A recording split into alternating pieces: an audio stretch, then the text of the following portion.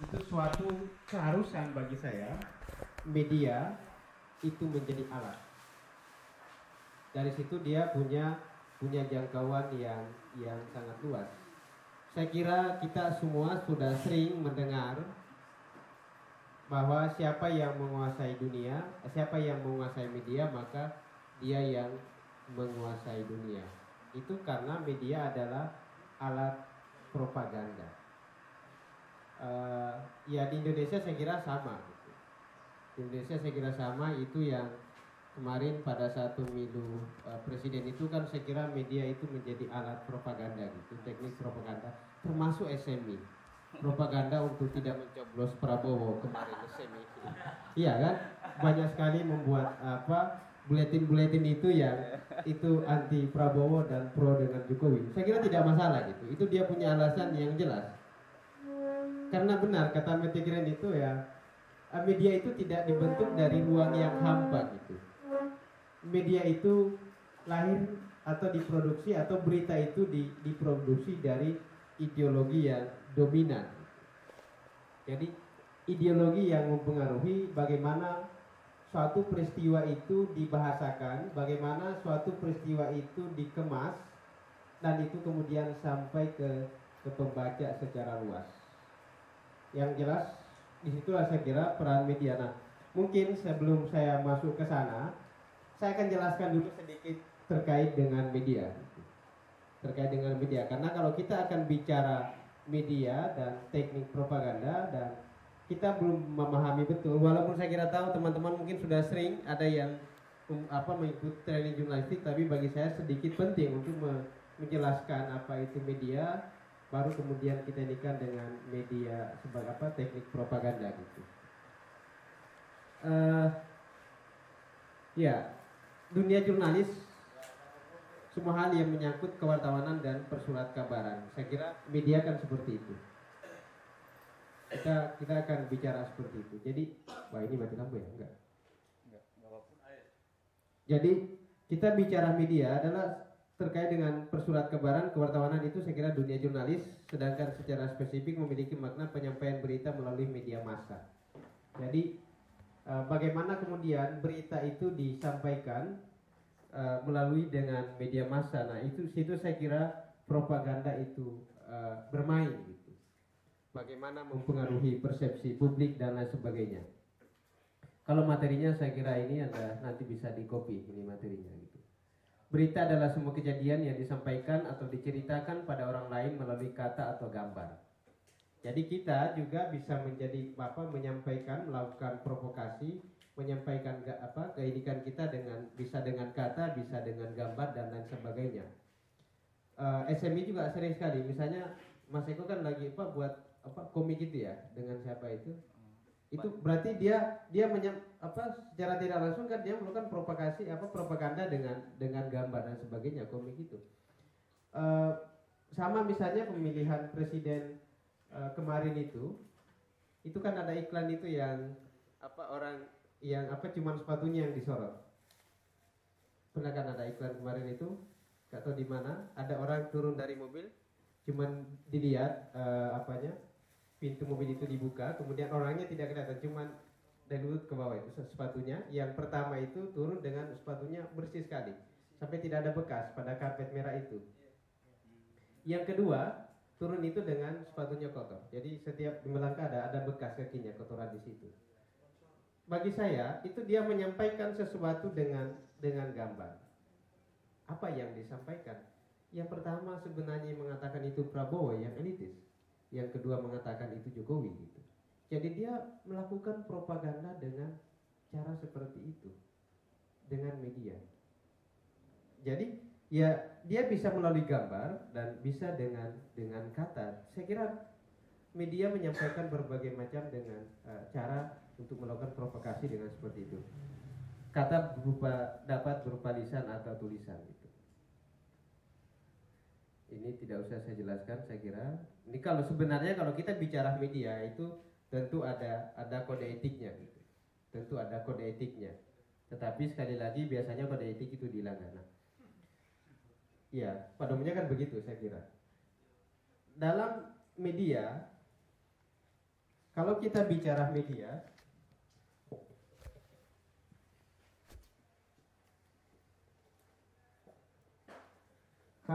berbicara media, itu tentu ada ideologi.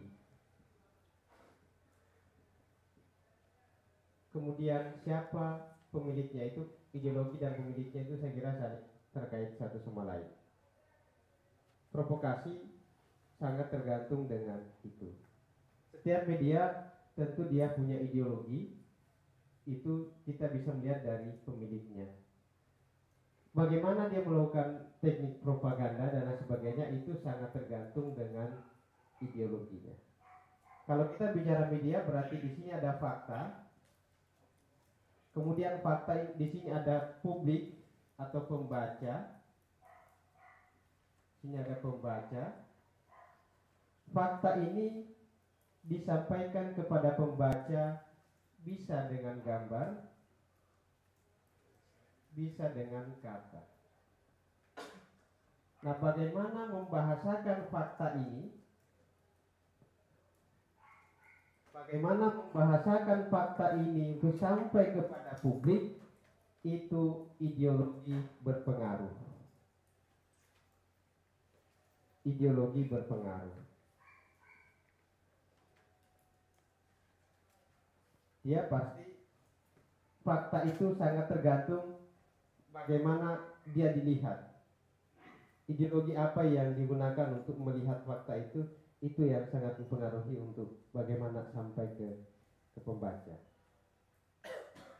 Makanya setiap orang itu kan, kalau dalam teori interpretasi atau ini, dalam menginterpretasikan sesuatu, termasuk fakta itu pasti kalau fakta itu dibahasakan, dituliskan, itu kan ada interpretasi. Ada interpretasi. Interpretasinya sangat dipengaruhi kalau dalam bahasanya Profesor Dr. Siti Hamamah Suratno itu stories, ada story. Jadi ada dalam interpretasi itu ada namanya stories.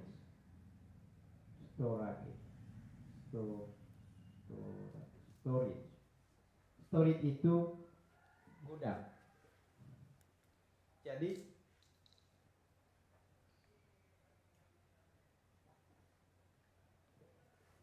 ini baru saya lihat. Jadi story itu adalah gudang isi kepala. Jadi situ isi kepala itu kan mempengaruhi ideologi kan. Bisa pengalaman, bisa bacaan, informasi yang masuk, itu mempengaruhi bagaimana melihat fakta. Dan ketika itu dituliskan, itu tentu mempengaruhi bagaimana dia membahasakan fakta itu. Jadi kita bicara, nah itu berarti disitulah kemudian propaganda itu jalan. Di situ saya kira propaganda itu. Jadi bagaimana fakta ini itu disampaikan kepada publik tentu dengan kata, dan bagaimana fakta itu dikemas dengan kata, itu ideologi bermain. Ideologi bermain. Ideologi ya isi kepalanya itu seperti apa kan? Makanya satu kejadian itu kan bisa menghasilkan interpretasi yang berbeda. Itu saya kira seperti itu. Jadi di situ ada bahasa yang bermain, dan di situlah saya kira ini kan. Jadi kita bicara media, saya kira itu yang mempengaruhi. Makanya media itu adalah alat yang sangat efektif untuk melakukan propaganda, atau dalam bahasa yang mungkin lebih halus, memengaruhi persepsi publik. Kayak siapa yang menguasai dunia, dialah. Siapa yang menguasai media, dialah yang menguasai dunia. Termasuk di Indonesia.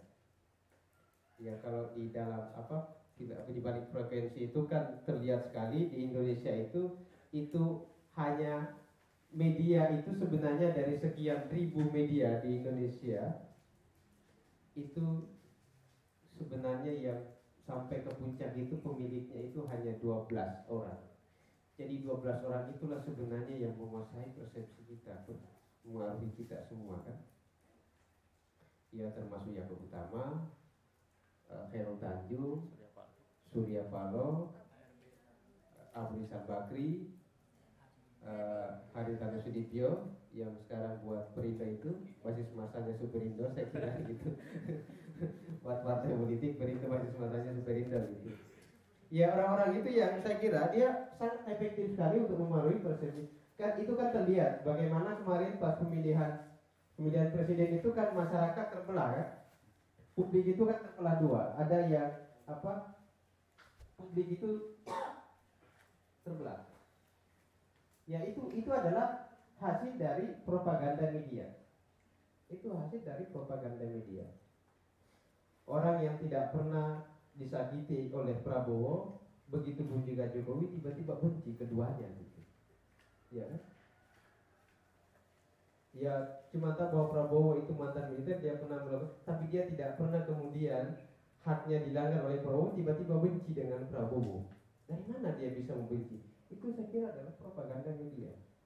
Begitupun juga dengan Jokowi. Awalnya suka dengan Jokowi, tiba-tiba karena pengaruh media menyerang, langsung tidak suka dengan Jokowi. Itu berarti adalah media yang efektif untuk melakukan propaganda. Karena di sini tadi fakta itu kemudian mempengaruhi bagaimana dia dibahasakan dan sampai kepada publik. Jadi kita bicara media, saya kira di situ ada ideologi yang berpengaruh, dan ideologi itu yang nanti mempengaruhi framing. Ideologi itu mempengaruhi framing itu dalam dunia jurnalistik. Mana yang harus diberitakan, mana yang harus dibuang dan sebagainya, kan di situ yang bermain. Dan di situ saya kira kita bicara media. Jadi berkaitan dengan bagaimana realitas dibingkai dan disajikan kepada khalayak, sebuah berita bisa jadi dibingkai dan dimaknai secara berbeda oleh media. Itu framing. Peta ideologi menggambarkan bagaimana peristiwa dilihat dan diletakkan dalam tempat-tempat tertentu. Jadi peta ideologi bagaimana itu menggambarkan peristiwa dan diletakkan dalam tempat-tempat tertentu. Itu kan sering sekali satu kejadian itu dibingkai dan kadang yang berkaitan itu kok seperti ini jadinya gitu. Itu berarti korban pembingkaian media. Nah ini berita tidaklah dibentuk dalam ruang hampa. Berita diproduksi dari ideologi yang dominan. Jadi itu yang ini. Media mempunyai itu, dan bagaimana dia membuat berita itu sangat berpengaruh dengan media. Itu kita bisa melihat misalnya kalau kita bedakan antara Kompas dengan Republika. Kalau Kompas itu cirinya apa atau karakter pemberitaannya apa biasanya, atau opini misalnya? Ada yang tahu? Ada yang sering baca Kompas? Menengah ke atas. Selain itu? Ilmiah, apalagi? Bisnis. Kalau kita letakkan dalam peta ideologi, ya, Kompas itu bahasanya atau dia suka tulisan yang agak moderat, liberal, dan sedikit sekuler. Iya enggak?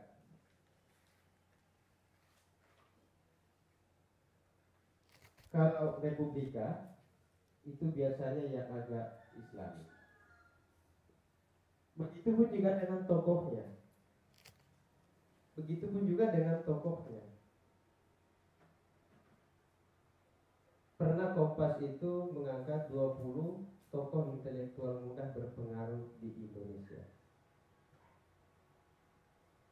Ya termasuk salah satunya Jody Kodir, kemudian Pramono Anung, kemudian ada Anies Baswedan dulu, banyak sekali, ada 20 tokoh intelektual muda berpengaruh.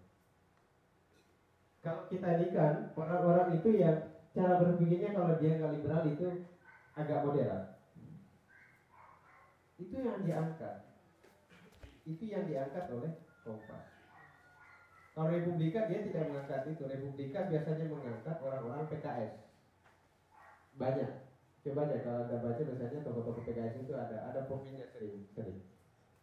Begitupun juga dengan Habibie. Begitupun juga dengan Habibie. Jadi media saya kira itu dia punya itu. Kita tidak bisa lepas. Media-media lain saya kira sama repot. Kalau KR itu kan budaya yang budaya lokal yang diinikan, yang diangkat. Gitu. Kalau Merapi kriminalitas kira-kira begitu ya.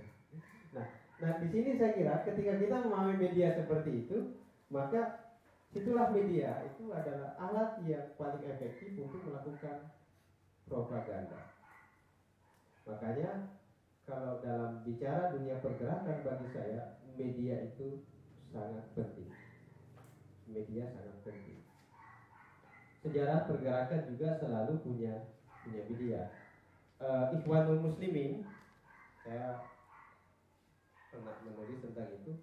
Itu pada awal berdirinya Hasan Al-Banna itu melakukan semacam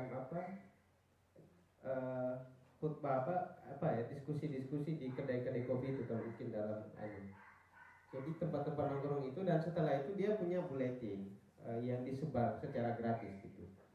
Jadi begitu cara Hasan Al-Banna itu mempunyai jangkauan yang luas, sehingga pengikut Ikhwanul Muslimin itu dari waktu ke waktu semakin banyak, semakin besar. Jadi dia punya media yang itu kadang ya mungkin kalau kita sekarang kan kayak buletin ini SMI kan punya seluruh pergerakan itu kan. Itu yang dilakukan oleh Hasan Al-Banna waktu awal-awal mendirikan Ikhwanul Muslimin itu untuk supaya Ikhwanul Muslimin itu punya jangkauan yang luas, bahkan sampai ke Indonesia. Pemikiran-pemikirannya sampai ke Indonesia. Jadi dia punya efektif sekali untuk melakukan propaganda itu dengan caranya. SMI kan begitu juga. Coba kalau 1000 misalnya yang dia sebar ke mahasiswa itu kan luar biasa dia punya dampak. Soekarno juga sebenarnya itu melakukan hal yang sama. Bagi saya Soekarno itu bukan hanya orang yang pandai berorganisasi, tapi dia kemudian untuk melakukan propaganda, memprovokasi masyarakat untuk bangkit melawan penjajah itu dengan aktif menulis di media sosial. Coba kalau kita baca bukunya yang di bawah bendera revolusi itu kan sebagian besar tulisan-tulisan Bung Karno di situ itu yang pernah terbit di media. Artinya apa? Bahwa Bung Karno itu dia tidak sekedar pidato, memberikan orasi politik untuk melakukan propaganda kepada masyarakat, tetapi dia juga aktif menulis. Dia memanfaatkan media untuk melakukan propaganda dalam artian menggerakkan masyarakat untuk kemudian bangkit melawan penjajah. Jadi Bung Karno Hasan Al-Banna menggunakan media untuk melakukan propaganda, kemudian Bung Karno juga sama. Begitupun juga dengan yang lain. Suara Muhammadiyah juga sama. Muhammadiyah sebagai organisasi sosial keagamaan itu juga punya suara Muhammadiyah, ya kan? Itu dalam sebulan itu terbit 2 kali. Semua paling tidak ada tentang Muhammadiyah. Kegiatan-kegiatan Muhammadiyah di seluruh Indonesia dan dia sampaikan. Itu alat bagi dia untuk melakukan propaganda dan juga ideologisasi gerakan. NU juga sama. NU itu punya Elkis, ya enggak? NU punya Elkis. Itu Elkis itu kan ya kepanjangan ini bagaimana kemudian itu terutama pemikiran Gus Dur itu yang banyak dia tuliskan kalau Elkis itu kan. Itu NU sekali karena memang itu media melakukan propaganda sosial kan. Mas Eko ya punya RSIS itu kan, melawan itu. Jadi dia masing-masing punya ini untuk melakukan propaganda sosial. Dia punya media gitu. Dan bagi saya setiap gerakan memang harus punya itu, karena kita bisa menjangkau secara luas, mempengaruhi publik secara luas itu dengan media. Apakah itu dengan kayak koran itu, apakah dengan buletin, apakah dengan buku, itu berbagai macam cara yang kita inginkan untuk melakukan propaganda kepada masyarakat. Jadi begitu saya kira yang harus dilakukan. Banyak yang melakukan, Ahmadiyah juga sama. Ahmadiyah itu kan punya TV Ahmadiyah untuk melakukan bagaimana kemudian dia ideologisasinya dia inikan dengan cara yang seperti gerakan-gerakan yang lain juga sama. Dia punya menerbitkan buku, walaupun itu misalnya kadang ada buku untuk di internal mereka sendiri, tapi itu dalam artian memperkuat ideologisasi gerakan, propaganda untuk paling tidak di internal. Jadi begitu saya kira media itu sebagai alat untuk melakukan sebagai teknik propaganda. Banyak hal yang kita bisa lakukan. Ya memang kita dalam melihat peta itu saya kira seperti itu. Begitu media saya kira sehingga dia menjadi alat untuk melakukan propaganda sosial. Itu tadi dalam bicara gerakan pasti harus kita bicara media, karena media itu adalah alat yang paling efektif untuk melakukan paling tidak ideologisasi gerakan itu, masa dan lain sebagainya. Bagaimana misalnya SMI itu meyakinkan kepada anak-anak muda bahwa apa yang dia lakukan itu adalah pilihan untuk melakukan perubahan, yaitu paling tidak cukup dengan melakukan pelatihan-pelatihan, tetapi dia dengan media-media yang dimiliki itu sangat efektif.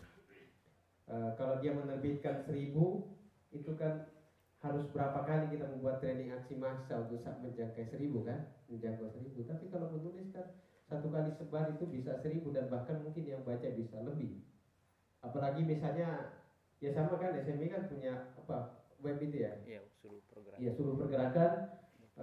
Saya kira semua punya itu. Jadi media adalah, apalagi di saat ini untuk melakukan propaganda lewat media itu kan sangat mudah sekali. Bisa buat blog, bisa dengan Facebook, bisa dengan Twitter dan sebagainya. Itu sangat efektif sekali untuk melakukan propaganda di media sosial hari ini. Itu sangat gampang gitu.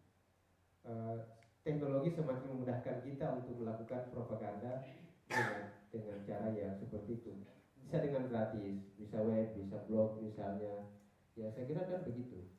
Mungkin itu sekedar pengantar. Silakan kalau ada yang ditanyakan.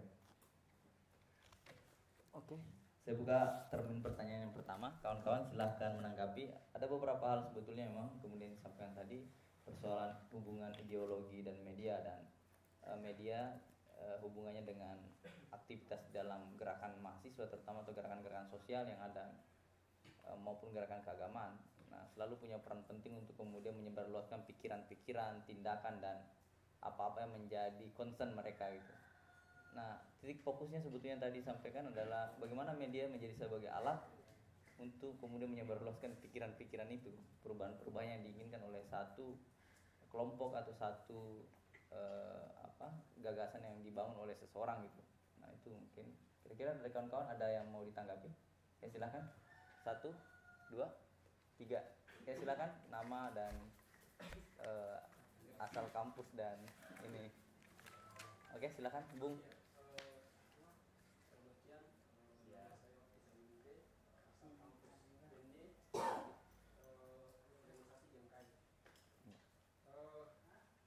Ya mungkin yang pertama sepakat tentang suatu pergerakan tanpa media sia-sia gerakan kita. Ya mungkin yang pertama saya melihat dalam media baik elektronik maupun media cetak itu banyak mereka melakukan, kalau menurut saya itu media sosial dia melakukan dalam konteks pembohongan banyak. Misalnya adapun beberapa kejadian-kejadian yang terjadi baik lapangan akan tetapi media tidak meliput, tidak sesuai dengan apa yang terjadi. Kadang dia melakukan isu di publik itu, artinya dia mau mencari isu yang baru gitu. Artinya kadang masyarakat persepsinya, lihat kok ternyata ini benar apa yang mereka lihat. Tapi kalau kita melakukan kajian secara dalam, itu ternyata itu kebohongan besar. Nah, misalnya saya mencontohkan media dalam konteks wilayah timur, kami kaitkan dalam wilayah timur, lebih khusus di Papua. Saya melihat di Papua itu, kalau mungkin teman-teman di komunikasi lebih paham dibanding tapi saya kurang paham secara dalam. Media dalam konteks kalau saya melihat itu diskriminasi perbedaan. Kalau media saya lihat diskriminasi perbedaan itu kadang berita yang selalu terjadi di Papua, kriminal yang media tidak ungkap dengan baik. Kadang juga mereka tidak ungkap. Tetapi kalau tidak maaf teman-teman di Jawa sini, ya, teman-teman di Jawa sini, media isu yang tidak terlalu menarik diangkat. Tetapi kalau kita melihat di wilayah konteks timur wilayah Papua, padahal ada kejadian-kejadian yang sangat menyesal, yang sangat disayangkan. Kadang media tidak mengangkat itu, tetapi kadang mereka mengangkat itu dalam konteks yang buruk. Tetapi ada juga yang nilai-nilai baik. Hingga orang menganggap di Papua itu seperti gini, seperti gini, seperti ini. Ternyata tidak sih. Karena kadang media itu mencari suatu masalah gitu. Sehingga isu publik misalnya orang di Jawa sini atau gimana melihat di Papua itu cuma dalam konteks negatif, tetapi tidak melihat dalam konteks positif. Itu yang menjadi menjadi perhatian sekali itu kami di wilayah timur, khusus di Papua. Untuk seperti itu. Terima kasih. Itu yang pertama dari masalah relasi kuasa dalam media yang kemudian membentuk stigma dan sebagainya gitu. Silakan Mbak. Ya, nama saya Zulfa Anissa dari UIN Wali Songo. Yang pertama saya bertanya tentang independensi media. Nah, itu bagaimana jika kita benturkan pada fakta yang saat ini terjadi, ketika independensi itu mulai luntur dengan biasanya kan media sekarang kan banyak dipengaruhi oleh para penguasa dan pemilik modal seperti itu. Jadi independensi yang seperti apa sih yang harus kita pegang dalam media itu sendiri. Nah, yang kedua yaitu tujuan media itu kan menyampaikan kebenaran. Tapi banyak sekali pemutarbalikan fakta. Mungkin kalau kita berdemo itu kita yang disorot itu cuma anarkisnya doang, nggak ada tuntutannya apa, terus tujuannya gimana, itu kan sering sekali tidak terekspos seperti itu. Nah, itu tuh sebenarnya apa yang terjadi di media saat ini. Oke, Mas, silakan. Silakan, saya Udin dari UNSO. Jadi jadi sepakat sama teman-teman yang lain juga. Kalau bicara media kan juga bicara peradaban. Bagaimana zaman dahulu pra kemerdekaan sampai sekarang reformasi. Kemudian saya lihat sekarang ini dari anak-anak muda itu seakan-akan malah menghindari dari media, entah itu mereka melihat, mereka ikut berpartisipasi dari menulis atau menyampaikan gagasan atau yang lainnya. Seakan-akan malah pemuda-pemuda sekarang itu malah menghilang, dan sekarang terlihat malah ada beberapa persen. Jadi kalau di persen itu dalam 100% itu ada yang 5%, 5% dan 90%. Yang 90% itu yang bingung, yang nggak tahu arah kemananya. Yang 5% ini kontra, yang 5% satunya pro. Nah, mereka lebih dipengaruhi oleh 5% ini tadi, tergantung mana yang lebih cenderung kuat. Sehingga 90% ini tadi istilahnya terombang-ambing seperti itu. Nah, kemudian apalagi di pergerakan kita yang namanya media itu kan juga penting, tadi sudah dikatakan. Contoh simpelnya adalah rilis, terus ada hasil-hasil kajian yang lain, kita ada konferensi gitu. Nah, sebenarnya yang harus disampaikan, yang harus dipahamkan kepada yang lain, kepada teman-teman mahasiswa yang lain khususnya nanti ke masyarakat, itu konten-kontennya yang seperti apa gitu. Sehingga dari teman-teman yang itu bisa paham tanpa harus dia berpikir lebih atau ikut merasakan, tapi dari membaca dia paham dan dia bisa ikut gerak. Itu sebenarnya ada trik-trik atau mungkin sisi-sisi lemah dari teman-teman mahasiswa yang kurang aktif itu di bagian apa gitu. Soalnya kalau dilihat sekarang media itu lebih banyak yang memutarbalikkan fakta. Nah, itu dari saya, terima kasih. Iya, baik. Pertama, media yang bukan menyampaikan fakta, tetapi ya bisa memutarbalikkan atau kemudian melakukan kebohongan publik. Yang tadi Mas Mutu tadi ya di Papua, saya kira bukan hanya di Papua yang Mbak, cuman mungkin caranya yang berbeda. Ada yang lebih halus. Saya kira kalau kita mengamati bagaimana pemberitaan media, itu banyak sekali yang melakukan. Pernah di Sumatera itu ada demonstrasi, kalau tidak salah sampai ketua DPRD-nya meninggal itu karena hasil pemberitaan media yang sehingga muncul gejolak di masyarakat dan melakukan perlawanan masyarakat itu melakukan demonstrasi sampai kemudian ketua DPRD-nya meninggal gitu. Itu mungkin sekitar 5 tahun yang lalu. Dia itu tadi karena media itu sangat pro dengan penguasa. Makanya bagi saya penting sekali untuk kita melihat ideologi dan pemilik dari media itu. Di Indonesia ini, itu celakanya penguasa-penguasa media itu adalah pengusaha. Penguasa-penguasa media adalah penguasa juga di Republik ini kan. Dan itu yang melakukan kontestasi dominasi publik gitu. Jadi ada kontestasi, ada persaingan itu saya kira. SMI pernah memutar film di balik frekuensi itu kan nampak sekali di sana bagaimana persaingan antara TV One dengan Metro TV gitu.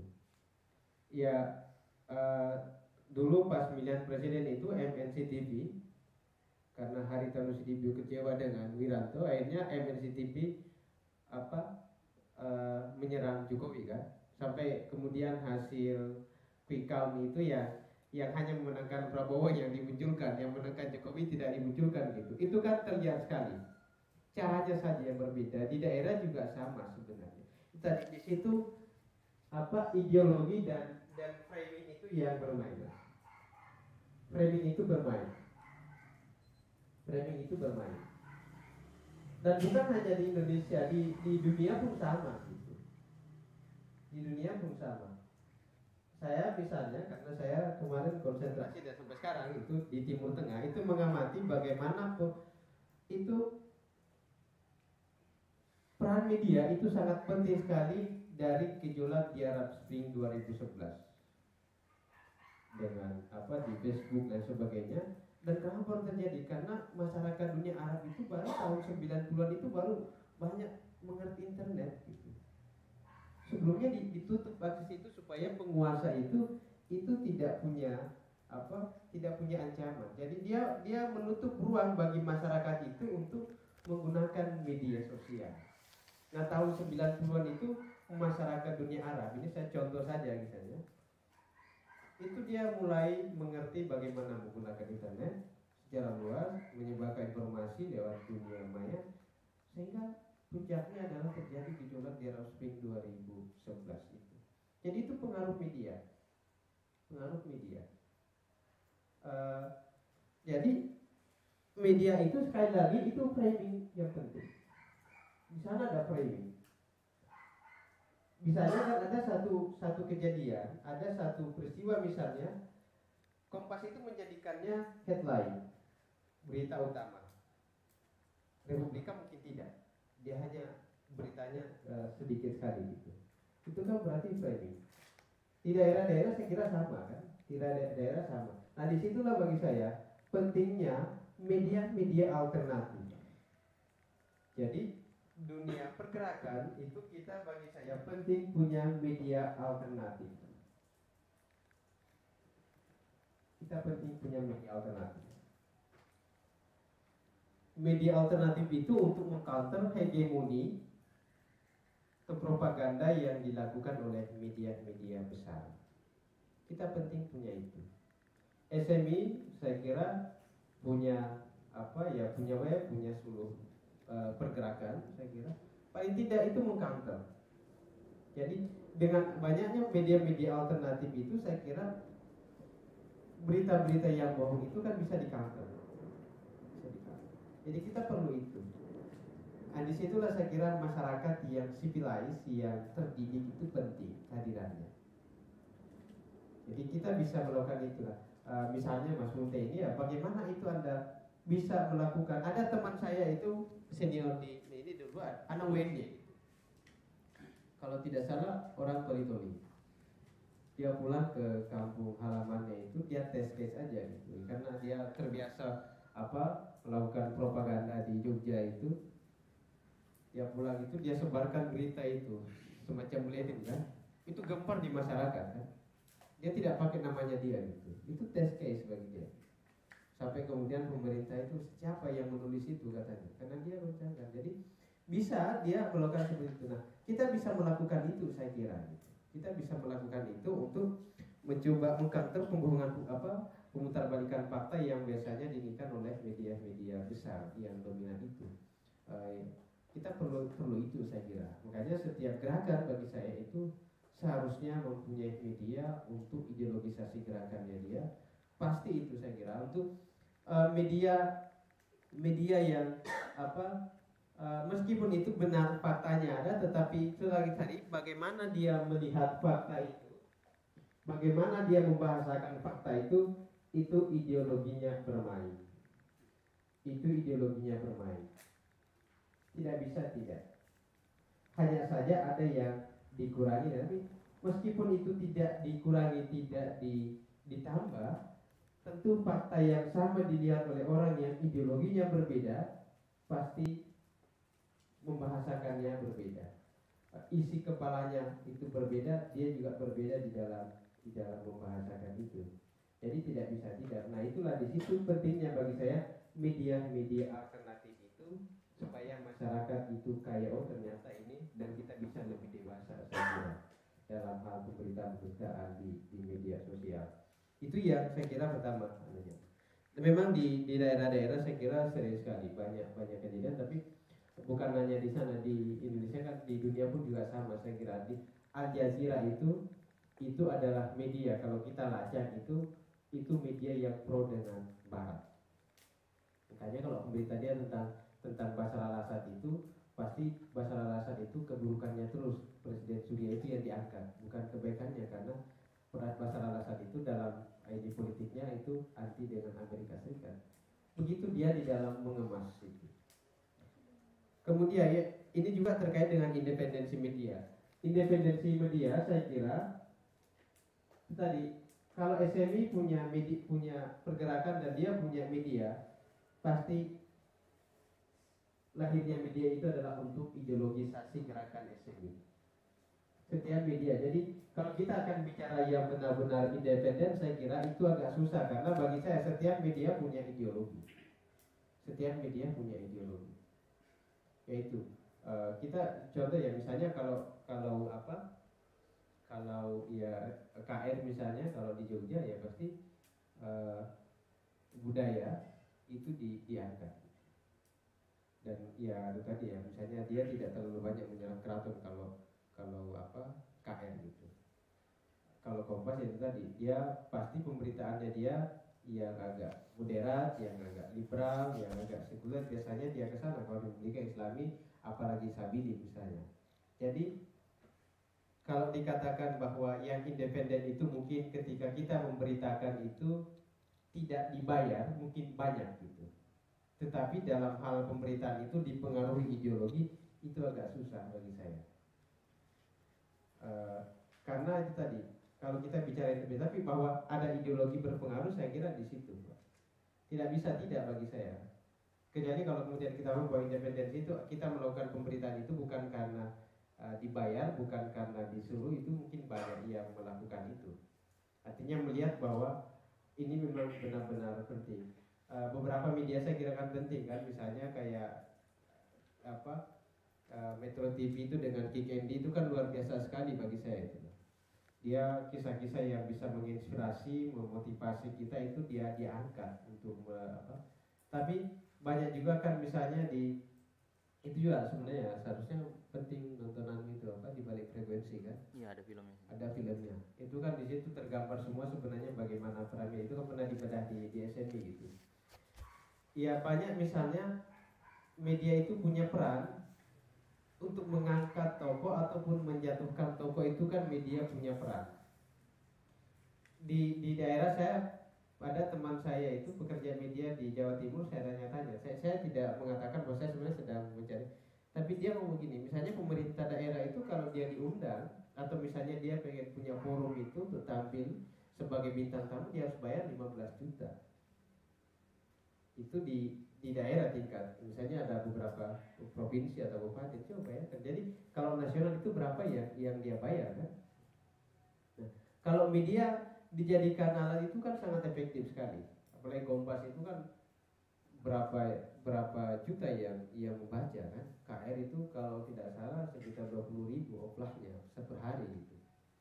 Itu coba deh. Jadi kalau itu dijadikan untuk mengangkat toko itu kan sangat efektif sekali. Jadi saya kira di situ banyak media yang dimana tokoh yang diangkatnya itu yaitu karena dia dibayar. Nah, mungkin kalau yang dipertanyakan independensi itu di situ saya kira itu melanggar kode etik.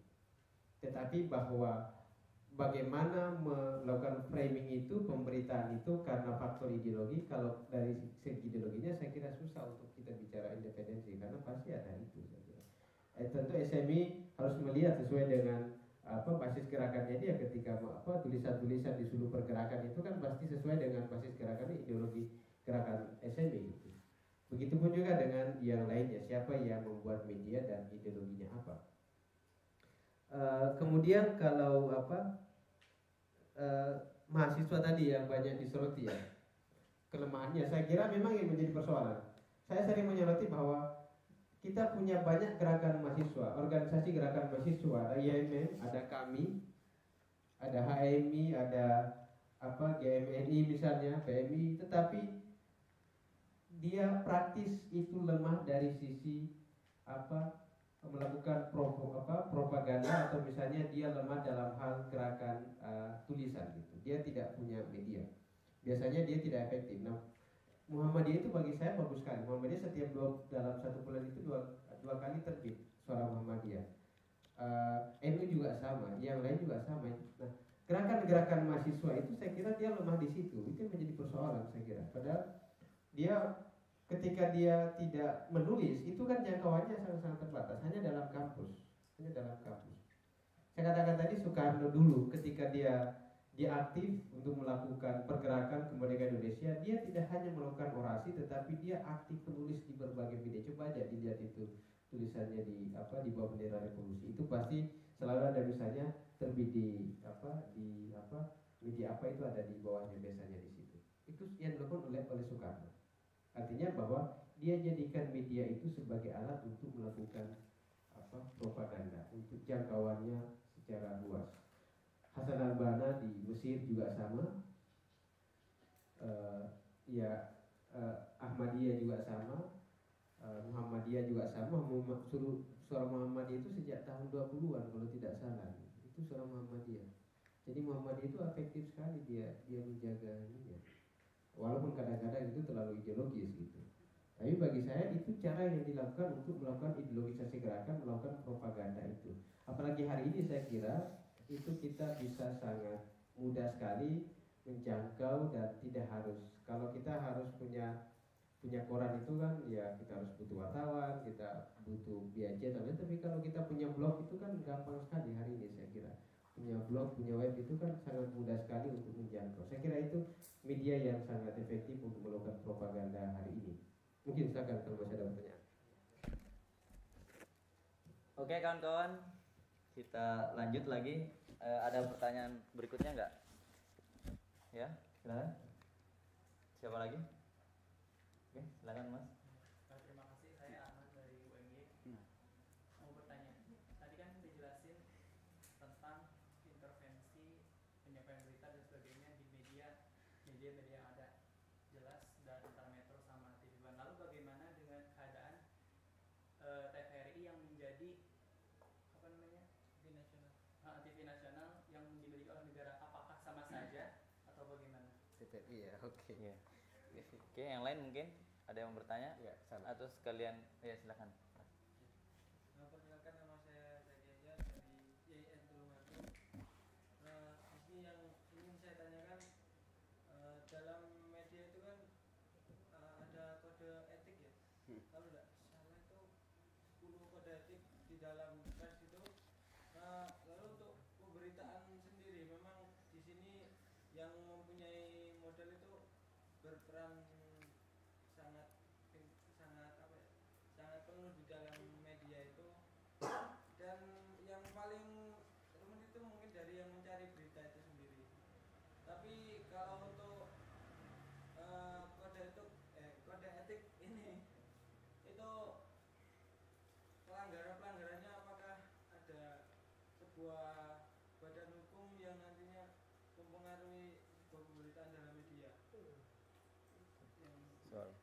ngelalui kode etik dan Kode etik ya. ada enggak dewan, kalau ini dewan pers namanya kalau di Dewan Pers, Komisi Penyiaran. Masih ada mungkin satu? ya ada lagi. Silakan Mas.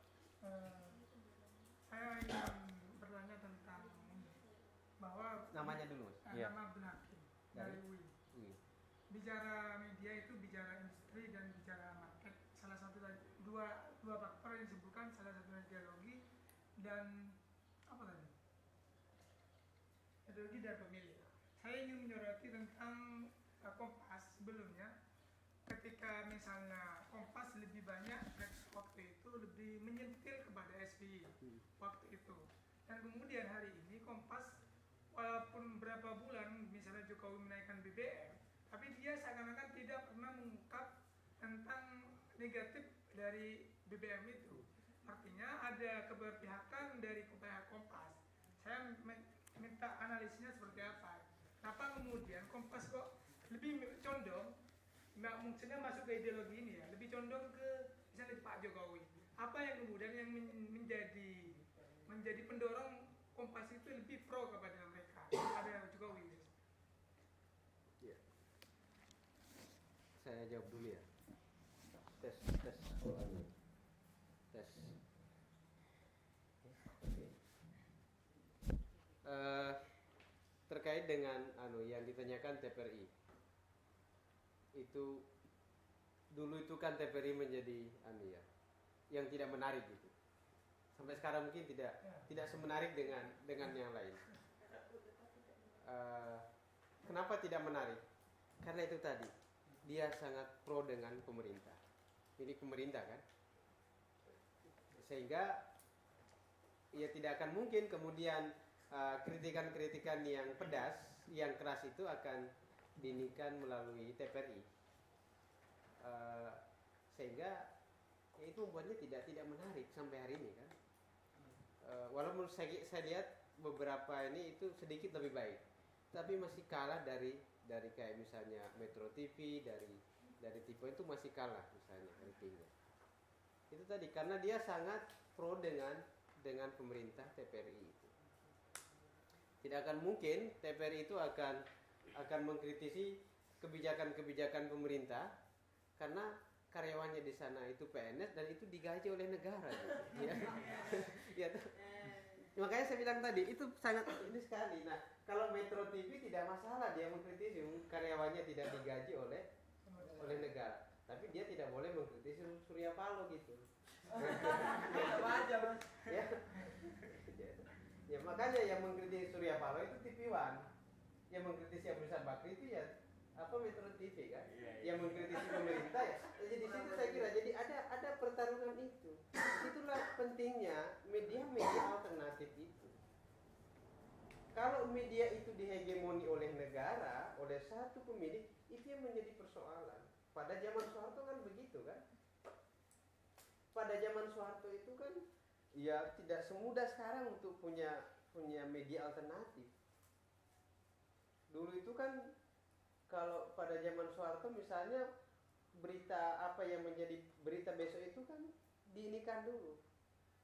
Oh ini tidak boleh, itu biasanya di situ ini jangan Anda beritakan. Begitu dulu. Bagaimana negara itu mengontrol pemberitaan? Soeharto. Kalau Anda tidak mau dikontrol, ya kayak Tempo itu kan di Bredel itu kan. Itu dulu. Tapi sekarang kan tidak seperti itu lagi. Sekarang sudah bebas. Nah, cuma kadang kebablasan. Ya. Kadang kebablasan. Bagi saya begitu. Tapi pada zaman Orde Baru kan begitu. Jadi Soeharto itu kan menguasai pemberitaan. Harus ada SIUP misalnya surat izin. Ya, saya sibuk bicara, Asman ini sibuk. Ini udah bisa. Iya. Manage. Hah? Sudah bisa tes? Nggak bisa. Jadi saya kira di situ. Pada zaman Soeharto dia pemberitaan itu dia kontrol, dia kuasai. Dan siapa misalnya yang punya gerakan itu melakukan pemberitaan yang berani mengkritisi rezim pada saat itu pasti ya hati-hati. Gitu. Kalau misalnya Mas Eko itu hidup pada zaman Orde Baru ya mungkin bisa kayak Wiji Tugu juga gitu. Tapi sekarang kan tidak. Dia Bisa. Nah, TVRI saya kira itu di situ kurang menariknya, karena dia sangat pro dengan pemerintah. Kelemahan-kelemahan, kekurangan dari pemerintah itu dia tidak berani kritis. Ya Metro TV pun juga sama, sama kan, Metro TV itu tidak akan mungkin kekurangan ini Nasdem itu akan banyak disoroti oleh Metro TV kan. TV One juga sama, selalu mengangkat Golkar, karena tapi mungkin kalau Abu Bakri sudah bukan ketua umum Golkar lagi, ya mungkin Metro TV One sudah berani mengkritisi Golkar gitu. Kan gitu aja. Nah, disitulah saya kira pentingnya media-media alternatif. Ketika media itu dihegemoni oleh satu pemilik, pokok itu yang menjadi persoalan, karena kita tidak bisa melakukan counter pemberitaan itu. Nah, meskipun sekarang itu sebenarnya kalau kita ini kan dari bawah dari sekian banyak itu 12 orang, kalau di balik frekuensi itu ada 12 orang pemilik itu. Inilah yang bertarung saya kira untuk mempengaruhi persepsi publik hari ini. SMI ada, tapi saya kira tidak akan mungkin bisa menyaingi Kompas gitu ya kan? Ya enggak? Tidak akan mungkin bisa menyaingi Kompas, Gramedia gitu. Susah kan? Itu yang menjadi persoalan saya kira hari ini. Jadi, tapi bagi kita harus mendorong mahasiswa itu untuk punya media-media alternatif. Mahasiswa harus punya kemampuan itu saya kira untuk melakukan itu. Ya Mas Eko misalnya dengan ada SEMI punya Suluh Pergerakan, paling tidak kita bisa melakukan itu. Apalagi hari ini saya kira akan sangat. Cuman memang ada kode etik. Kok gini?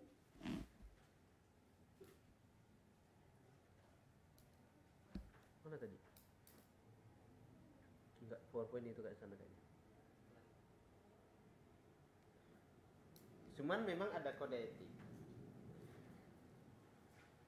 Ya, jurnalistik tidak menyiarkan berita yang menyesatkan, memutarbalikkan fakta. Tapi bagi saya meskipun fakta itu kita tidak putarbalikkan, pasti kita berbeda di dalam membahasakannya. Kita berbeda di dalam melihatnya pasti itu, karena ideologi. Jadi, apalagi kalau itu diputarbalikkan ya.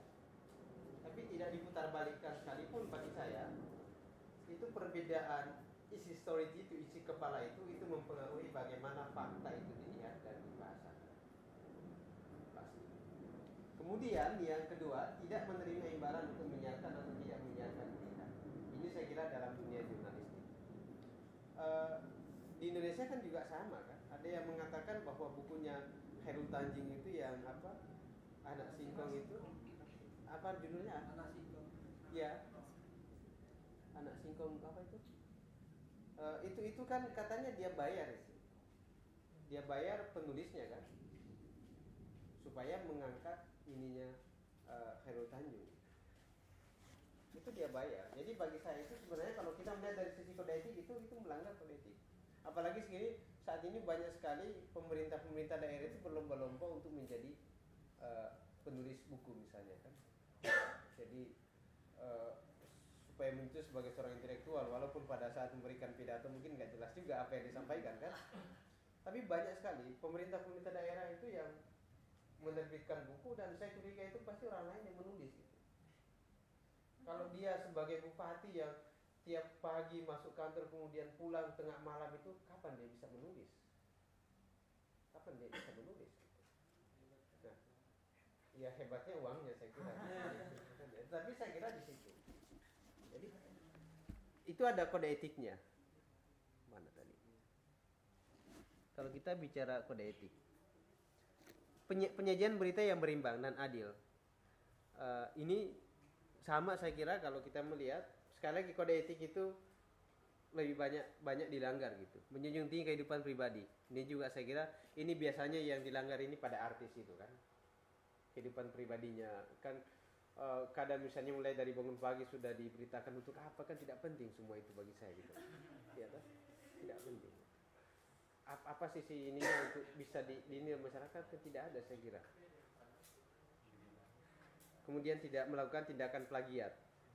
Ini yang saya kira penting dalam dunia pemberitaan itu. Jadi meskipun itu ada ideologi, jangan kita melakukan plagiat. Hari ini saya kira itu menjadi blunder juga kalau kita melakukan plagiat.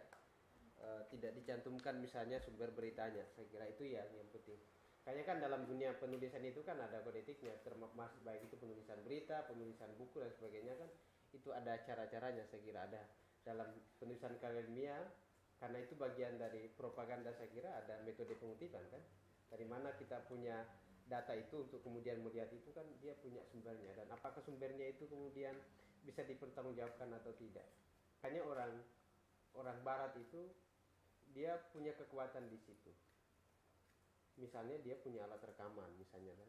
Jadi ketika dia misalnya diserang balik, dituntut itu dia punya bukti, saya punya rekamannya. Kita itu kan ini terutama sekali lagi mahasiswa itu kan terbiasa di situ kan. Dia tidak punya data yang kuat untuk menyokong dia punya argumentasi itu. Jadi kadang SBY ini melanggar HAM, tapi kan dia kadang tidak punya data gitu. Nah itu kan kelemahan mahasiswa bagi saya. Pergerakan itu banyak sekali. Jadi SBY ini tidak berpihak kepada rakyat, tapi kan apa data dia gitu, ya toh? Jangan-jangan kalau dia diskusi itu kalah data misalnya, toh? Enggak. Itu kalah data. Jadi kita itu kan meskipun kita misalnya untuk melakukan propaganda dalam hal pemberitaan itu, coba harus punya data yang kuat, ya toh? Jadi ketika kita mengatakan misalnya pemerintah itu tidak berpihak kepada rakyat, itu kita harus punya data. Kalau misalnya kita mengatakan kenaikan BBM itu kebijakan pemerintah yang tidak berpihak kepada rakyat, itu kan paling tidak kita punya data. Atau kita mampu mengcounter data yang dimiliki oleh pemerintah kan, ya enggak? Itu kan mahasiswa itu kadang lemah di situ, dalam dunia pergerakannya lemah di situ kan, lemah di situ. Jadi ya bagaimana kita bisa efektif untuk melakukan propaganda kalau kita tidak bisa meyakinkan orang. Anda efektif melakukan propaganda sosial, propaganda kepada masyarakat, kepada mahasiswa itu sejak Anda bisa meyakinkan. Tapi kalau apa yang Anda sampaikan itu, yang Anda tuliskan, yang Anda orasikan itu meragukan kan tidak efektif untuk melakukan propaganda kan. Dan kita punya banyak persoalan di situ. Sama kan ini sebenarnya kenaikan harga BBM itu kan bagi saya dua pihak yang melakukan propaganda. Pemerintah juga melakukan propaganda supaya kebijakannya itu diterima. Rakyat, mahasiswa dan lembaga swadaya masyarakat juga melakukan propaganda untuk menolak kebijakan pemerintah. Nah, mana yang lebih meyakinkan? Di situ adu data saya kira yang ini kan. Jadi kita perlu saya kira untuk punya data yang kuat dalam melakukan propaganda itu yang kita tuliskan menjadi di media sosial. Kita harus punya itu. Mahasiswa itu punya kelemahan di situ kan. Biasanya kalau orasi itu kan tidak punya data yang disampaikan. Ya enggak? Ya dah, asal kamu. Setiap kebijakan kenaikan harga pasti itu tidak berpihak kepada rakyat. Tapi bagaimana logikanya, apa datanya itu kan kadang itu. Pasti kalau kenaikan harga BBM itu orasinya sama kan. Ini kebijakan yang tidak berpihak kepada rakyat. 5 tahun ke depan itu naik BBM itu masih isi orasinya sama gitu. Tidak pernah berubah. Artinya tidak berangkat dari data yang itu. Bukan berarti kita tidak, tapi bagi saya harus punya data. Karena ketika kita ingin melakukan propaganda itu tadi, itu efektif kalau kita berhasil meyakinkan siapa yang mendengarkan, siapa yang membaca. Dan kalau datanya bagus, cara menuliskannya menarik, itu kan saya kira akan sangat efektif. Itu. Kemudian terkait dengan Kompas. Apanya tadi yang saya lupa saya itu? Ya, kenapa Kompas yang di koran itu pro sangat sama Jokowi kan di masa SBY itu lebih menyentil kan? Ya, itu kalau saya lihat lebih pada kedekatan ideologi. yang berdasarkan dokumen di PT UN. Saat itu posisi kami itu ini PT UN, ini kami bersama masyarakat yang kontra dan ini masyarakat yang pro. Nah di Suara Merdeka itu menyatakan bahwa mahasiswa itu menghajar masyarakat Rembang seperti itu, dan itu diklarifikasi itu tidak benar seperti itu. Nah yang ingin saya tanyakan, bisakah kita memboikot ataupun apa ya katakanlah menutup itu media seperti itu, bagaimana dengan gerakan kita? Ya saya langsung jawab dulu. Ya, saya ini dulu langsung jawab dulu. Ya, sebenarnya faktanya memang kan mahasiswa itu menyerang masyarakat kan. Cuma pemberitaannya mungkin tidak sempurna gitu. Tidak sama sekali Pak. Enggak, maksud saya begini, yang bisa kita lakukan itu dalam hal itu adalah Anda bisa menggunakan media yang sama untuk mengklarifikasi, ya toh? Atau kemudian dengan media yang lain, gitu. Media yang lain. Kalau memang ada penyimpangan itu, ya itu saya kira kita ini kan, ya kita kan ada KPI ya, Komisi Penyiaran ya, ada Dewan Pers, itu semua saya kira berperan itu untuk mengontrol itu. Tetapi kan bagi saya memang ada fakta seperti itu, cuma mungkin cara memberitakannya itu yang ini. Nah, itu bisa kita inikan untuk mengklarifikasi bisa pada media yang sama. Kan media itu kan saya kira punya surat pembaca gitu. Punya surat pembaca kan? Atau Anda menggunakan media yang lain? Ya, waktu itu dari surat kabar gitu Pak, dari koran, situ menyatakan kalau mahasiswa itu belajar, padahal kami itu di sana cuma di belakang gitu Pak, tidak sama sekali crash, tidak sama sekali gitu Pak. Yang orasi juga teman-teman dari masyarakat dan hanya sedikit dari kawan-kawan mahasiswa gitu Pak. Jadi posisi itu kami itu saat itu di belakang gitu Pak, tidak sama sekali crash.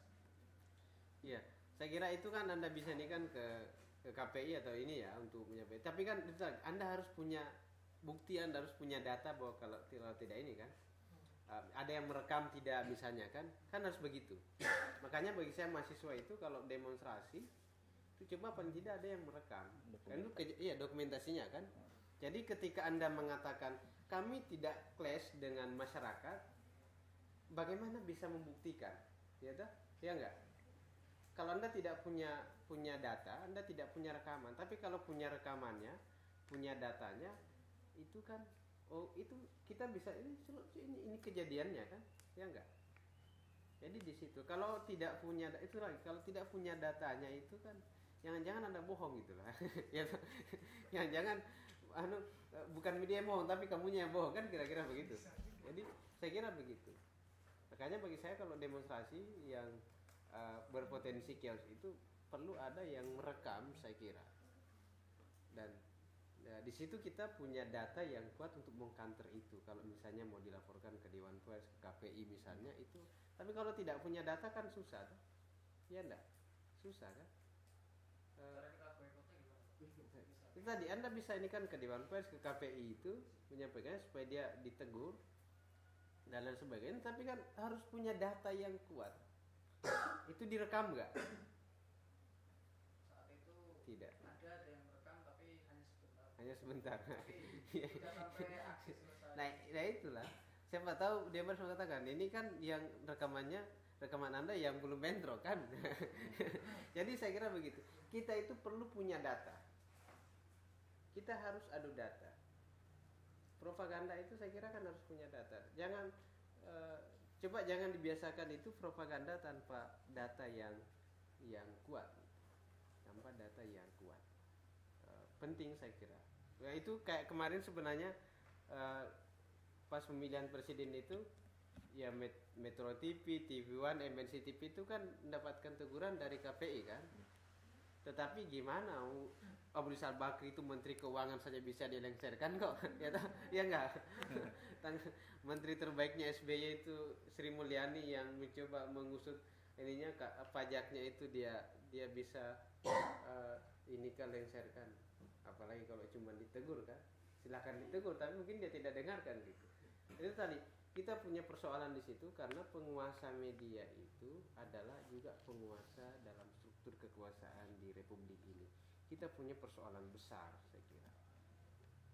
Sehingga penyimpangan-penyimpangan dalam hal pemberitaan itu sangat berpotensi. Sangat berpotensi. Bagi saya ke depan itu perlu ada undang-undang yang melarang penguasa media itu untuk menduduki jabatan-jabatan struktural di pemerintahan, supaya karena media itu adalah salah satu pilar dari demokrasi. Ketika dia bermasalah, maka itu yang merusak demokratisasi bagi saya gitu. Nah, Indonesia saya kira kemarin masyarakat terbelah itu bagi saya karena konstruksi media. Bagi saya itu karena itu propaganda media.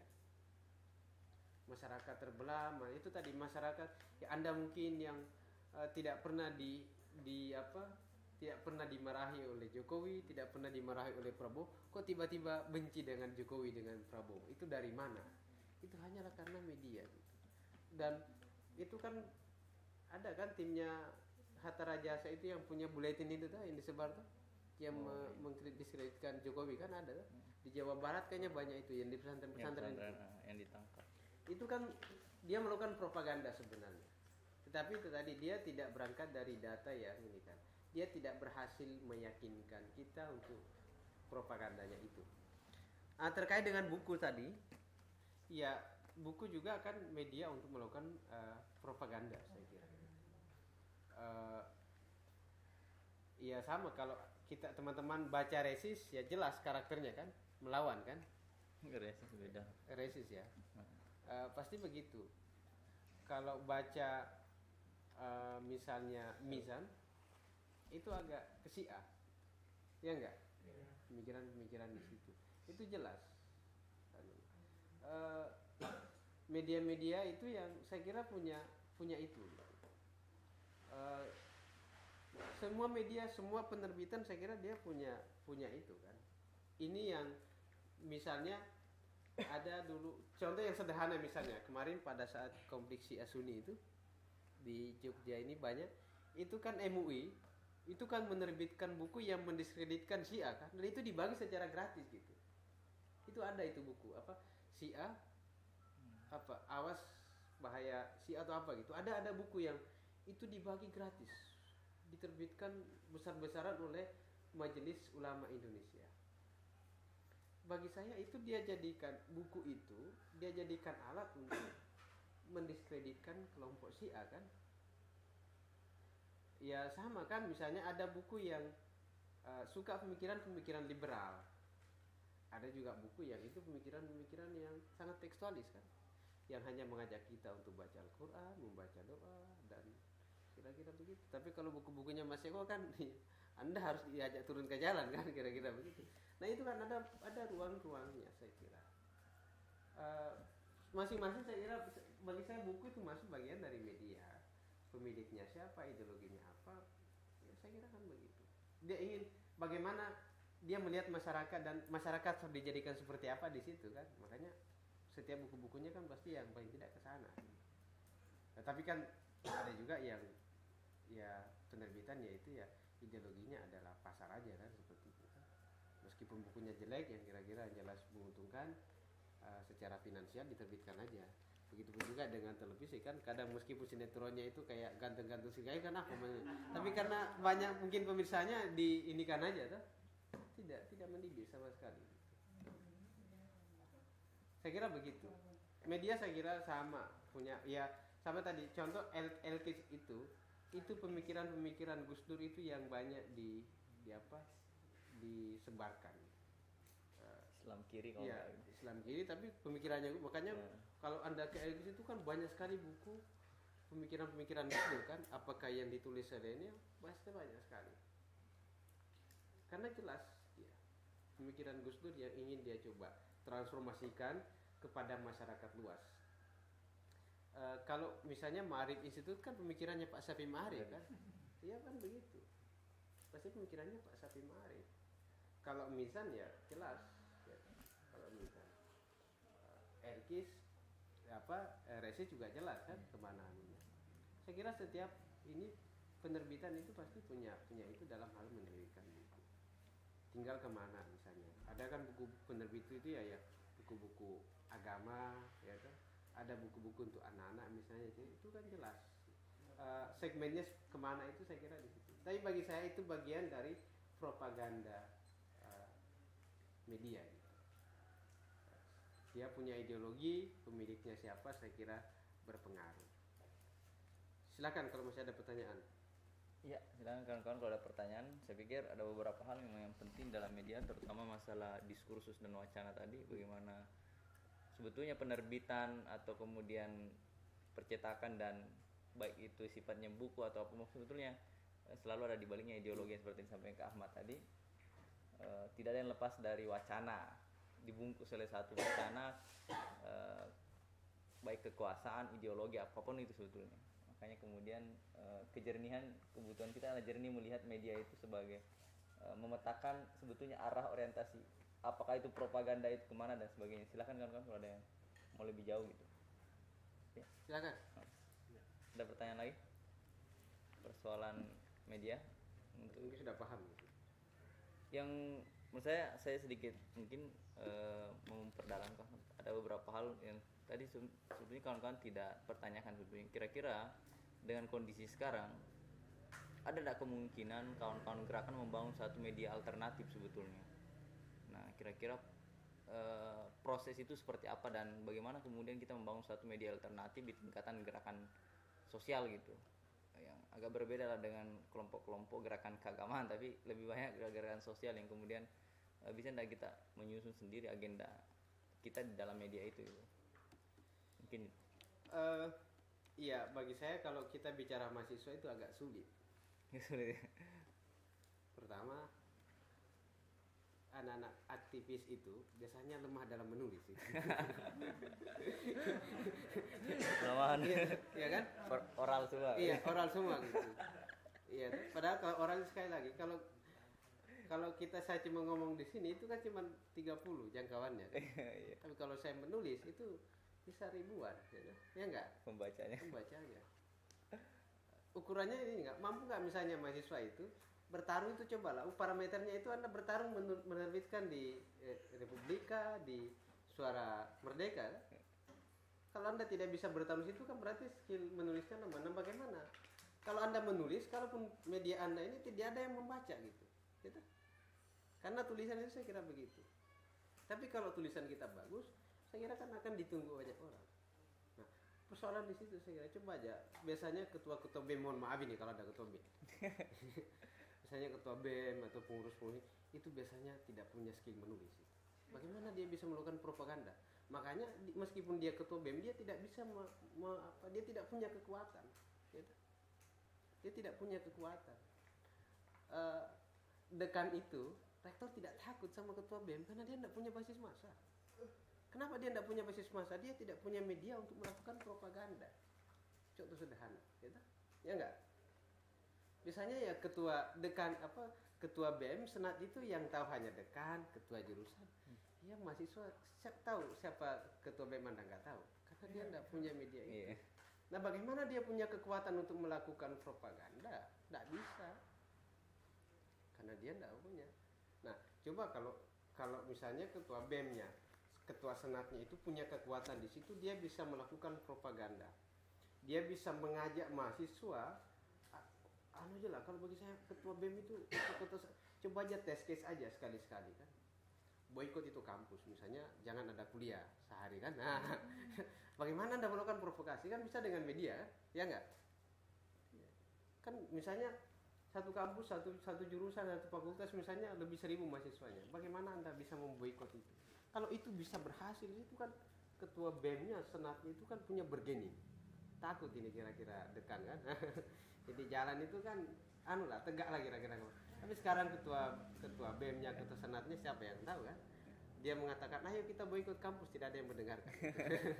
Kenapa dia tidak punya media untuk melakukan propaganda? Ya kan? Dia tidak punya media, dia tidak populis, sehingga dia tidak berhasil untuk melakukan kalau bisa orientasinya pada perubahan sosial dengan itu, saya kira tidak punya, dan itu kecenderungannya seperti itu. Jadi bagi saya itu agak susah. Ya, sulit membangun. susah untuk membangun itu. Iya, silakan Mas. Ini bukan ketua BEM kan? Bukan ya? Siapa tahu ya? Gimana ya? Terima kasih. Kayaknya berlanjut dari apa yang ditanyakan oleh Bang Asman.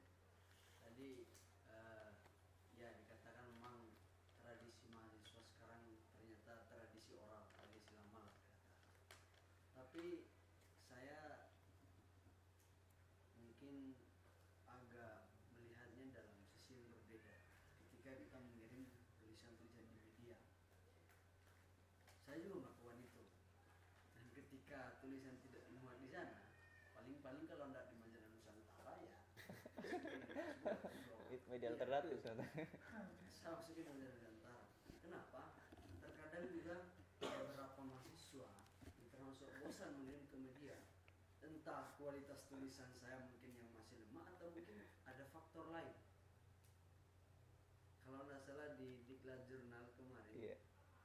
Abang juga mengatakan ini ada faktor apa? Prof gelar. Iya. Ini kan persoalan yang besar saya pikir. Sehingga mungkin ketika kita mengirim tulisan yang mungkin kategori radikal atau kiri, ya tidak diterima. Saya pernah itu kirim ke KR.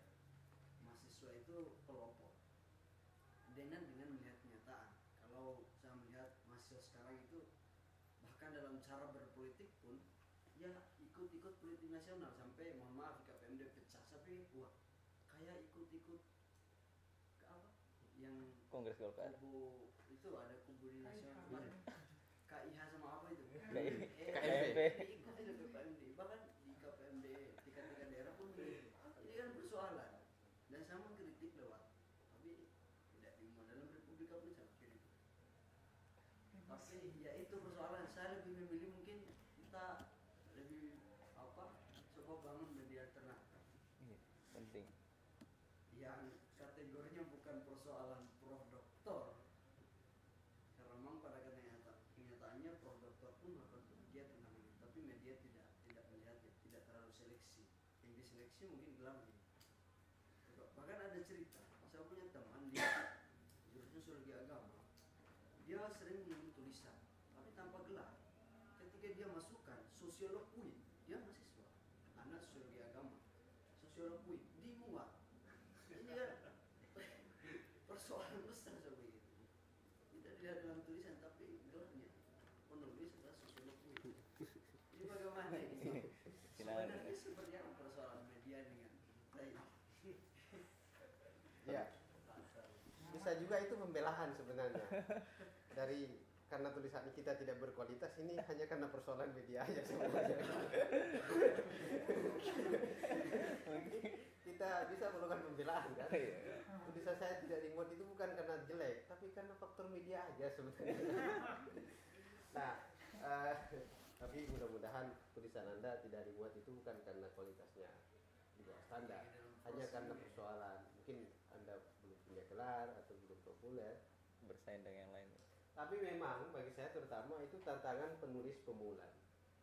Tantangan penulis pemula. Tapi bukan berarti kalau kita tidak punya gelar itu tidak bisa terbit. Saya masih ingat 2008 itu tulisan saya pertama kali saya ngirim ke KR langsung terbit. Saya juga kaget. Karena saya cuma alumni HIWM, tidak PG, ya kan?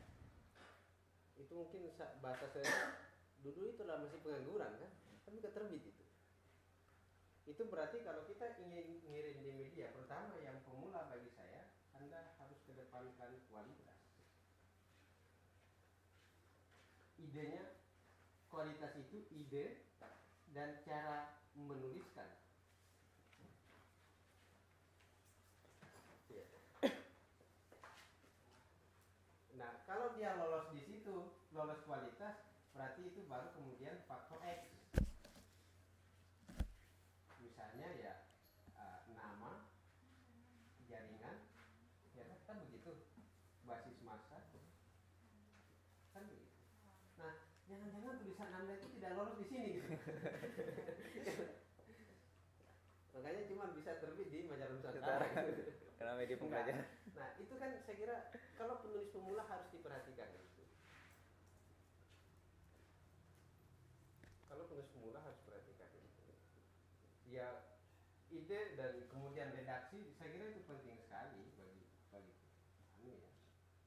Jadi kalau kita ngirim di media untuk ya itu karena media untuk propaganda, ya idenya, kemudian cara menuliskannya indah atau seperti apa, kemudian redaksinya, Anda harus yakin di situ dulu.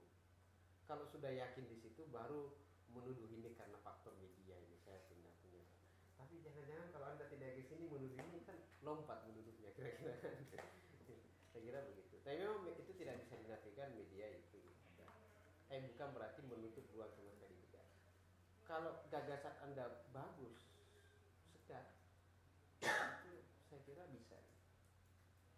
Jadi ya saya dulu tulisan saya terbit di Kompas itu sampai gemetaran saya baca itu, nggak percaya gitu loh, kok bisa terbit gitu.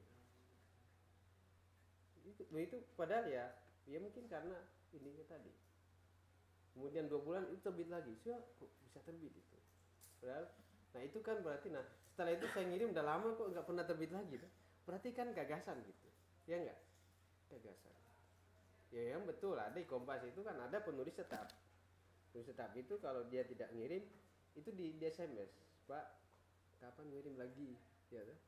Misalnya Juli Qadir karena saya sering ke dia, saya di SMS lagi nih sama Kompas ini diminta ngirim lagi tulisan. Kita ngirim tulis itu disingkirkan kan? Dia nggak nulis, dia SMS kapan ngirim lagi? Nah, tapi itu kan fase-fase yang harus dilalui saya kira. Nah, bagi saya ya organisasi institusi itu penting untuk memperkuat itu. Misalnya majalah Nusa, teman-teman IKPMDI di majalah Nusantara, atau Anda misalnya coba bangun relasi yang dekat dengan KR, dengan Bernas, ya kan pasti begitu. Kalau kualitas tulisannya sama, ada yang dekat, ada yang tidak, kira-kira yang dekat itu yang ini kan pasti begitu. Saya itu dibilang sendiri pada Pak YB Margantoro yang ngomong gitu ke saya, karena saya dulu pernah magang di Bernas, dia bilang gitu, Mas itu kalau tulisan itu, kalau ada 2 tulisan itu sama kualitasnya, sama gagasannya, kita ngambil yang kita kenal. Dia ngomong gitu. Tapi kan meskipun Anda dikenal, tapi kalau kualitas tulisan jelek sekali, merusak citra media, rating media, ya nggak mau berkorban itu. Kira gitu. Jadi itu yang harus dinikah. Betul, saya kira itu ada. Ideologi saya kira sama kan, ideologinya ada. Ya Kompas itu opini-opini yang agak moderat, yang sekuler, yang liberal, yang diterima kan. Kalau Anda agak radikal cara berpikirnya, tidak usah kirim ke Kompas, tidak punya tempat. Iya kan? Kok radikal cara berpikirnya. Saya bukan berarti jangan ini saya nih liberal ini karena bukan juga gitu. Mungkin agak moderat gitu lah kira-kira kan. Saya kira begitu, media itu seperti itu. Ya sama lah kan, ya Anda tahu majalah Nusantara seperti apa kan, ya Anda juga aktif ya nggak Asman ya. Tidak perlu saya sampaikan di sini lah kira-kira. Tapi kira-kira itu representasi bagaimana media itu dikelola gitu. Karena saya juga pengelola media kan. Ya. Saya punya penerbitan, saya dulu waktu mahasiswa punya koran itu, koran gerakan UMB, ya kerja saya hanya menyerang gerakan lain aja gitu. Kalau media saya terbit, koran saya terbit dan ada yang aksi menyerang, itu berhasil sekali, senang sekali rasanya gitu loh. Tapi itu kan dulu saya kira kan, sekarang nggak begitu lagi. Tapi media saya kira seperti itu. Jadi siapa yang punya apa ideologinya itu berpengaruh sekali bagaimana dia mengemas fakta itu, dibahasakan itu, dan begitu dia melakukan propaganda kepada masyarakat atau menyampaikan gagasan-gagasan dia untuk memengaruhi persepsi publik, merubah masyarakat. Setiap gerakan saya kira dalam sejarahnya dia punya kekuatan di situ. Tadi saya katakan Ikhwanul Muslimin itu punya media awal-awal ininya, buletin itu dia aktif di situ, masih di situ untuk jangkauannya luas. Soekarno ketika berjuang untuk memerdekakan Indonesia, dia aktif menulis di media sosial. Bung Hatta juga sama saya kira, dia punya berbagai macam media. Muhammadiyah itu juga sama, Kanisius juga ada, itu kan aktif juga kan Kanisius. Ahmadiyah itu saya kira dia punya media. NU, punya Elkis, punya itu, saya kira dia punya itu semua. Saya kira itu, Asman. Iya. Terima kasih. Assalamualaikum warahmatullahi wabarakatuh. Waalaikumsalam warahmatullahi wabarakatuh. Ya itu yang disampaikan Kak Ahmad tadi, hampir kalau kita flashback sejarah sebetulnya semua gerakan-gerakan sosial dari bawah selalu coba mengkampanyekan pikiran-pikiran dan idenya sebetulnya di dalam bungkusan media. Apapun itu kita kenal Medan Priai, terus aku lupa lagi yang di Solo, ada di Solo juga. Dan kelompok-kelompok awal itu kemudian hanya beberapa orang sebetulnya kemudian menyebarluaskan ide dan kemudian mengajak orang untuk bergabung dalam satu ruang-ruang yang kemudian menjadi tempat mereka mengorganisasikan diri. Jadi untuk mengorganisasikan diri, mereka kemudian membangun satu media, dan itu menurut saya penting karena saya pun secara pribadi juga ketika mendirikan bersama Melki dan kawan-kawan mendirikan majalah Nusantara sebetulnya adalah media pembelajaran, karena kawan-kawan saya tahu ketika tulisan untuk media-media besar yang punya harus bersaing dengan tokoh-tokoh besar, saya pikir agak sulit masuk. Makanya kemudian kami mendirikan di KPMDI, kita mendirikan majalah Nusantara 3 tahun yang lalu, sampai sekarang terbit sekitar 2000 eksemplar setiap 2 bulan sekali. Itu yang saya kerjakan sampai sekarang. Dan kawan-kawan di sini ada beberapa yang aktif di majalah Nusantara. Dan beberapa kawan-kawan juga pernah nulis di majalah Nusantara, dan saya pikir tidak terlalu tinggi karena kita menulis kita mewadahi mahasiswa aja. Itu gerakan alternatif sebetulnya di teman-teman asrama sebetulnya. Itu pribadi saya pengalaman pribadi di dalam membuat media 3 tahun yang lalu ketika saya membuat majalah Nusantara gitu. Mungkin itu ya, saya pengalaman Kak Ahmad juga sangat menarik tadi, dia bagaimana media sebagai alat propaganda, dan Kak Ahmad pernah terlibat langsung sebetulnya di kampus UMY gitu. Aktor. Dan saya banyak membaca sebetulnya gitu ya? Di bawah. Ini siapa lagi yang nulis ini? Membaca setia berarti dulu ya. Setia dong. Jadi di UMY saya ingat sekali banyak propaganda beliau ditempel di di dinding-dinding gitu. Dan itu saling nyerang dulu setiap. Dan itu menjadi opini di kampus sebetulnya. Bagaimana kita bertarung arah gerak, ini kawan-kawan nyerang ini. Ada kita koran nyerang juang, ada iya macam-macam. koran gerakan. Saya ingat tadi Sekber pun nulis juga waktu itu. Sekber punya koran tempel namanya. Kita bertarung di opini itu untuk kemudian merebut gerakan di kampus waktu itu. Dan sebetulnya materi ini sebetulnya itu bagaimana sih kemudian gerakan itu membangun media alternatif. Mungkin nggak kita membangun itu, tapi bukan di level kampus, tapi di level masyarakat itu yang lebih luas gitu. Masyarakat yang lebih luas, mungkin tidak kita membangun itu. Sebetulnya itu yang kemudian kita pengen, apakah masih tidak kita membangun propaganda dan media sebagai alat propaganda ini kita gunakan sebagai alat perjuangan gitu. Nah ini yang kemudian sebetulnya concern kita di materi ini gitu. Dan sebetulnya saya berharap setelah pasca ini ya mungkin sekolah menulis lagi gitu. Sekolah menulis atau sekolah jurnalistik ini. Dan itu yang menurut saya rute yang panjang di SMI yang dikerjakan SMI. Karena kita sampai season ke-6 kemarin. Sekian. Oke, terima kasih kawan-kawan. Kita tutup ya dengan ucapan hamdalah, alhamdulillahirabbil. Salam sejahtera buat kawan-kawan, dan itu saja. Setelah ini ada briefing tentang persiapan diskusi tentang rencana tindak lanjut kegiatan ini gitu. Seperti biasa SMI punya rencana tindak lanjut. Setiap kegiatan tidak putus setelah ini bubar dan sebagainya. Kita menawarkan satu forum bersama. Kira-kira kawan-kawan punya ide apa untuk kemudian melanjutkan forum ini gitu. Dan mungkin nanti Bung Andre yang akan bercerita di situ. Setelah ini saya serahkan ke Bung Andre, dan terima kasih untuk Ahmad saja. Beri aplaus untuk Ahmad.